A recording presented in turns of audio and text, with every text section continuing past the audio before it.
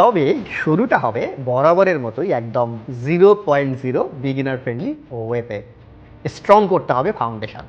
আর তাই প্রথম 10 সপ্তাহ আমরা ফাউন্ডেশনটাই স্ট্রং করব।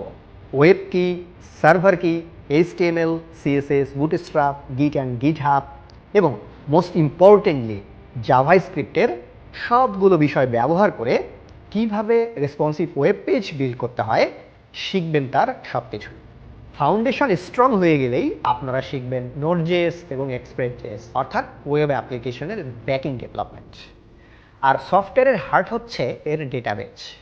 তাই মঙ্গোডিবি অ্যাগ্রিগেশন পার্টটাও ভালোভাবে শিখবেন, বুঝবেন এবং পুরো কনসেপ্টটাকে হাতে কলমে প্র্যাকটিস করার জন্য করবেন একটি ই কমার্স ওয়েব অ্যাপ্লিকেশনের ব্যাকএন্ড প্রজেক্ট।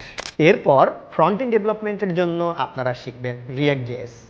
রিয়াক্টের সকল কনসেপ্টগুলো ভালোভাবে শেষ করার পর সেগুলোকে রিয়েল লাইফে ইমপ্লিমেন্ট করবেন সেই ই কমার্স ওয়েব অ্যাপ্লিকেশনের ফ্রন্ট এন্ড পার্টটুকু বিল্ড করার মাধ্যমে। সো ফ্রন্ট এন্ড ডান, ব্যাক এন্ড ডান, ডেটাবেস ডান। আপনার এই নলেজকে আরও এক স্টেপ এগিয়ে নিতেই আরও দুটি full stack web application develop করবেন, ইনভেন্টরি ম্যানেজমেন্ট ওয়েব অ্যাপ্লিকেশন এবং টাস্ক ম্যানেজার ওয়েব অ্যাপ্লিকেশন।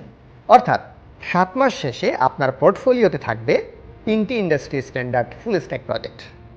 এছাড়াও প্রতি সপ্তাহে একটি করে প্র্যাকটিস প্রজেক্ট করার পাশাপাশি আপনার পোর্টফোলিওতে যুক্ত হবে 10টি ফ্রন্ট এন্ড প্রজেক্ট এবং 10টি ব্যাক এন্ড প্রজেক্ট। দারুণ না?